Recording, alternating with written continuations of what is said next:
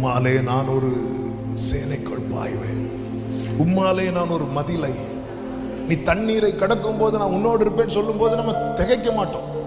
இப்படி ஒரு வாக்குத்தத்தம் ஒரு வாட்டி நான் படிச்சுட்டு இருக்கிறேன். நீ தண்ணீரை கடக்கும் போது நான் உன்னோடு இருப்பேன். ஆண்டவர்கிட்ட, நான் ஆண்டவரே தண்ணீரை கடக்க போறேன். நீ அக்கினியில் நடக்கும் போது வேகாதிருப்பாய். ஏன் ஆண்டவர், வேற பாதையே இல்லையா ஆண்டவரே? வேகாதிருப்பாய்ங்கிறது கர்த்தருடைய உண்மை. ஆனா ஏன் அக்கினி? ஆனா கர்த்தருக்கு முன்பாய் நிற்கிற தாவீது சொல்கிறார், நான் மரண இருளின் பள்ளத்தாக்கில் நடந்தாலும் பொல்லாப்புக்கு பயப்படேன்.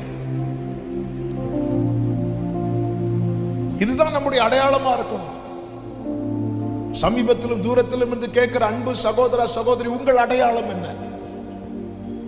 நான் இன்னொருடைய பிள்ளை, நான் இந்த இடத்துல இருக்கிறேன், நான் இப்படிப்பட்டவன்.